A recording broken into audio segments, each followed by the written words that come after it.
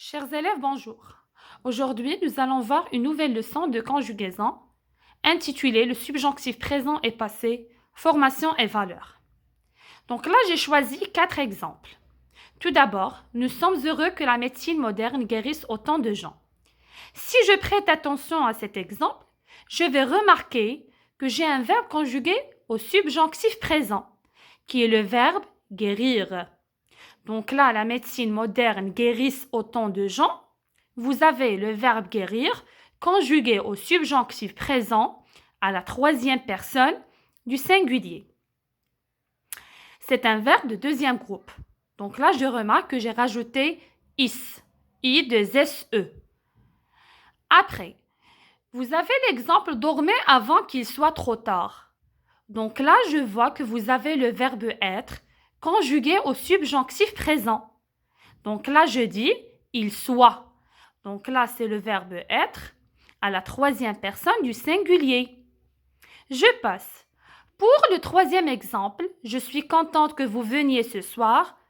C'est le verbe venir, conjugué au subjonctif présent à la deuxième personne du pluriel. Donc là, j'ai mis IEZ à la fin. Par contre, le dernier exemple est totalement différent des autres. Pourquoi? Parce qu'on a changé le temps. Ce n'est plus le subjonctif présent, mais plutôt le subjonctif passé.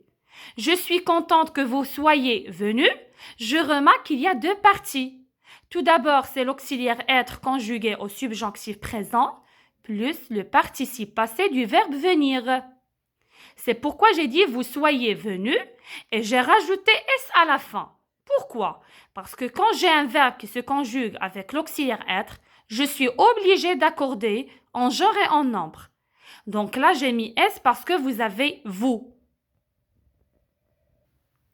Donc en commençant par le premier point qui concerne la formation du subjonctif présent, il faut toujours prêter attention que les verbes du premier et du deuxième groupe ont des terminaisons régulières.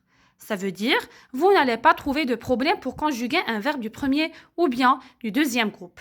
Si je prends l'exemple du verbe décider, je vais dire au subjonctif présent que je décide avec eux, que tu décides ES, qu'ils décident eux, que nous décidions IONS, que vous décidiez IEZ, qu'ils décident ENT. Par contre, le verbe réussir, qui fait partie des verbes du deuxième groupe, se conjugue ainsi, au subjonctif présent. Et je vais dire que je réussisse. Qu'est-ce que j'ai fait? J'ai enlevé IR, ça veut dire la terminaison, j'ai rajouté IS, I de SE. Puis, que tu réussisses, ES, qu'ils réussissent, IS, avec eux, que nous réussissions. Et donc là, vous avez ission, I de S-I-O-N-S, que vous réussissiez et qu'ils réussissent. Par contre, le deuxième point concerne les verbes du troisième groupe, où vous trouvez plus souvent plus de problèmes. Donc, le présent du subjonctif des verbes du troisième groupe se forme à partir de la troisième personne du pluriel du présent de l'indicatif. Ça veut dire quoi? Si j'ai un verbe, normalement j'ai dit en général, ça veut dire il y a des exceptions. Mais là, en général, il suffit de conjuguer le verbe à la troisième personne du pluriel du présent de l'indicatif, de prendre cette personne et puis commencer à conjuguer avec des terminaisons régulières. Je vais donner quelques exemples. Le verbe partir, je vais dire à la troisième personne du pluriel du présent de l'indicatif, ils partent. Et donc là, vous avez T-E-N-T. Mais si je veux le conjuguer au subjonctif présent, je vais dire que je parte, eux, que tu partes, ES, qu'ils partent, eux, que nous partions, que vous partiez, qu'ils partent, E-N-T. Si vous aviez le verbe venir à la troisième personne du pluriel du présent de l'indicatif, je dis ils viennent, de N-E-N-T. Et si je veux le subjonctif présent, je dois changer les terminaisons. Que je vienne, eux, que tu viennes, ES, qu'ils viennent, eux, que nous viennions, I-O-N-S, que vous vienniez, qu'ils viennent, E-N-T. Le verbe dire, à la troisième personne du pluriel du présent de l'indicatif, je dois dire ils disent, avec E-N-T. Au subjonctif présent, ça donne que je dise, que tu dises, ES, qu'ils disent eux, que nous disions, IONS, que vous disiez, IEZ, qu'ils disent, ENT.